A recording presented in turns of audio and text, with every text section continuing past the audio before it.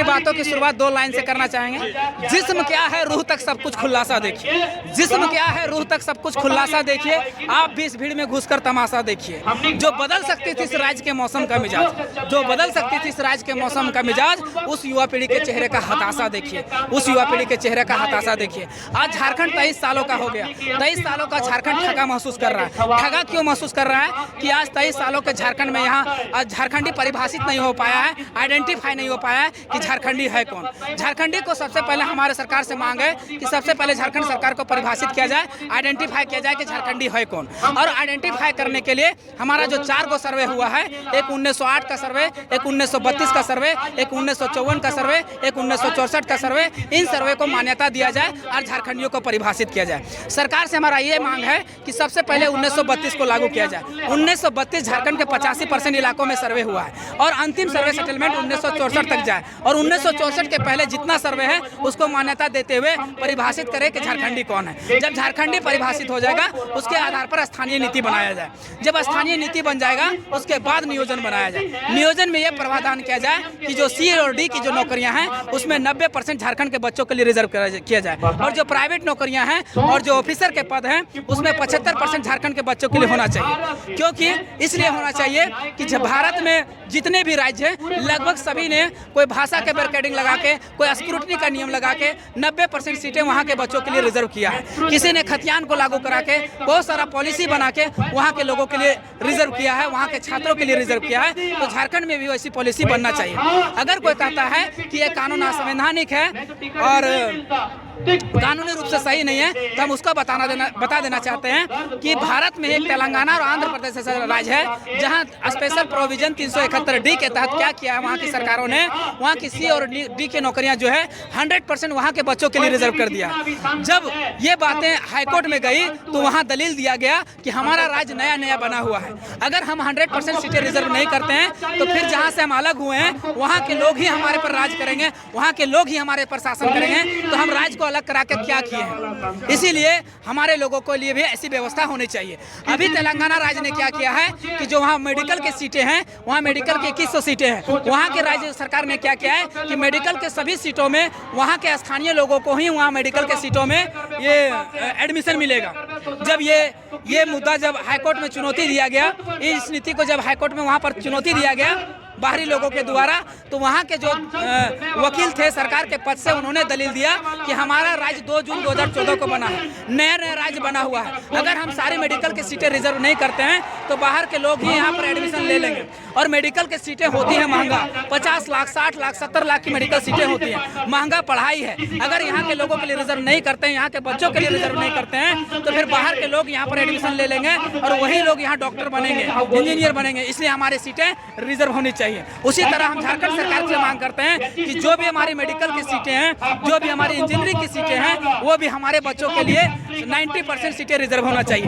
आज आप रिम्स में चले जाइए, रिम्स में मेडिकल की 50 सीटें हैं, 50 में आपको हर साल आपको 40 बच्चा बाहर का मिलेगा। 10 या 5 हमारे बच्चे मिल जाएंगे, वो बहुत बड़ी बात है। अब हमारे पास ISM है, इंडियन स्कूल ऑफ माइंस, बहुत बड़ा स्कूल है, सॉरी IIT है। देख लीजिए हमारा कितना बच्चा वहाँ PhD कर रहा है, कितना बच्चा हमारा BTech कर रहा है, सब बाहर के लोग पढ़ रहे हैं। क्यों भाई?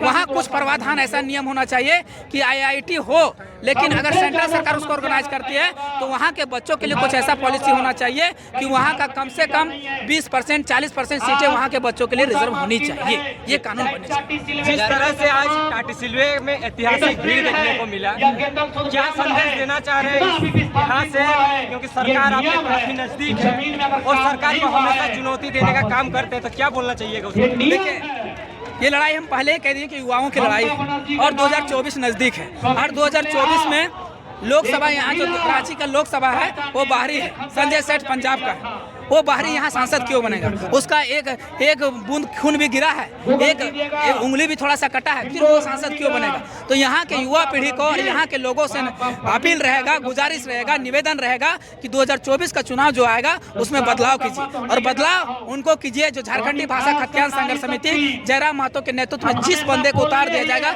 जिसको उसको आंख बंद करके उसका नेतृत्व कीजिए, उनको सहयोग कीजिए, उनको वोट दीजिए और उनको जिताइए। अब सांसद ही क्यों, कुछ लोग सवाल करेंगे कि ये लोग क्षेत्रीय बात करते हैं, क्षेत्रीय मुद्दों की बात करते हैं, फिर ये सांसद क्यों बनना चाहते हैं। तो सबसे पहले बात समझ लिए, आपके पास नवरत्न, मिनी रत्न, महारत्न जैसी कंपनियां हैं, CCL है, BCSCL है, टाटा है, मेदांता है, ये सब कंपनियां हैं। जो इन कंपनियों का संचालन जो है वो केंद्र सरकार करती है। यहाँ लैंड पॉल्यूशन है, वाटर पॉल्यूशन है, एयर पॉल्यूशन है, बहुत तरह का पॉल्यूशन है। जो नियम नीति जो है वो पॉलिसी जो है सेंट्रल सरकार बनाती है। तो हमारा जब तक माय माटी का बेटा वहाँ उठ के नहीं जाएगा, अपनी बातों को, यहाँ जो हो रहा है शोषण, जो जुल्म हो रहा है, जो अत्याचार हो रहा है, जब तक केंद्र में नहीं उठाएगा, जब तक लोकसभा में नहीं उठाएगा, तब तक हमारे लिए नीति कैसे बनेगा। इसलिए यहाँ के युवाओं से अपील है, टाटी सिलवे और रांची के युवाओं से खास करके अपील है, माता बहनों से अपील है कि बदलाव कीजिए और 2024 में JB केसस के नेतृत्व में जो भी कैंडिडेट खड़ा होगा उसको वोट दीजिए।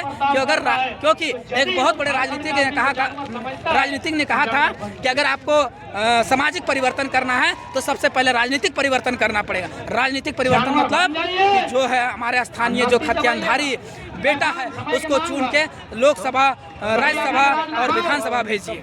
अगर हमारे पास अधिक से अधिक विधायक होंगे, अधिक से अधिक सांसद होंगे तो राज्यसभा के सदस्य भी हमारे होंगे।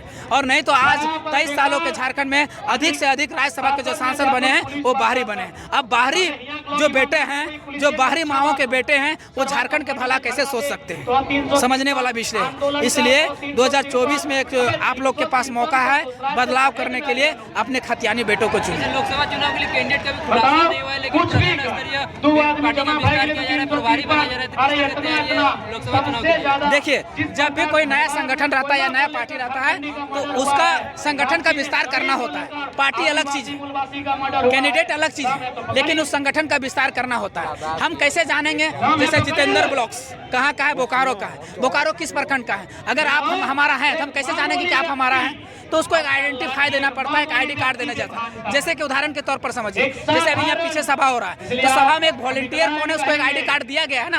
उसी तरह से झारखंडी भाषा खतियान संघर्ष समिति का कौन सदस्य है, कौन प्रखंड अध्यक्ष है, कौन सचिव है, कौन कोषाध्यक्ष है, उसका पता चलना चाहिए ना। इसलिए हम लोग उसका कमेटी का विस्तार कर रहे हैं। दादा, एक चीज JB केसेस को जानना चाहता है लोग कि उसका रजिस्ट्रेशन का प्रक्रिया कहाँ तक। हाँ, ये अच्छा सवाल है आपका। रजिस्ट्रेशन की प्रक्रिया जा चुकी है, संविधान उसका लिखा जा चुका है, पार्टी का क्या नाम है, पार्टी में कौन कौन पद पे हैं, इसका एक बाकायदा प्रेस कॉन्फ्रेंस होगा और यही रांची में होगा और बहुत बड़ा प्रेस कॉन्फ्रेंस होगा और जिसमें घोषणा होगा कि उस पार्टी का नाम क्या है और उस पार्टी में जो सदस्य हैं वो कौन कौन किस पद पर हैं। कर्म होने वाला है, इसके बारे में थोड़ा बताएंगे। हाँ, कब होने वाला है? आप लोग जैसे देखे होंगे कि पिछला साल हम लोगों ने विराट क्रम अखड़ा किया था डुमरी में, जो झारखंडी भाषा खतियान संघर्ष समिति का सबसे बड़ा कार्यक्रम था। इस बार भी हम लोग डुमरी की धरती में जबर क्रम अखड़ा कर रहे हैं, जो झारखंडी भाषा खतियान संघर्ष समिति का सबसे बड़ा कार्यक्रम है। वो एक ऐसा कार्यक्रम रहा, उससे उस कर्म फेस्टिवल से या कर्म को मनाने से क्या क्या लाभ हुए आप समझने वाला विषय है। हम लोगों ने जब वो कर्म करके दिखाया तो राज्य सरकार के मुख्यमंत्री बाकायदा आज तक के 23 सालों के इतिहास में ऐसा हुआ कि जब हम रांची पहुंचे तो रांची के कर्म की जो शुभकामनाएं दिया गया था वो संथाली भाषा में दिया गया था, मुंडारी भाषा में दिया गया था, नागपुरी भाषा में दिया गया था, कुड़माली भाषा में दिया गया था, खोरठा भाषा में दिया गया था, हो भाषा में दिया गया था। इतना बड़ा बदलाव हुआ था और कर्म से हमारा इतना बड़ा बदलाव आया कि आज झारखंडी भाषा खतियान संघर्ष समिति का पिछला एक कर्म हुआ था केवल डुमरी में, आज करीब 25 जगह कर्म हो रहा है झारखंडी भाषा खतियान संघर्ष समिति के बैनर पर। सोचिए कितना बड़ा बदलाव आया। और राज्य सरकार ने भी सुनते हैं कि घोषणा किया है कि मोराबादी में कर्म महोत्सव मनाएंगे।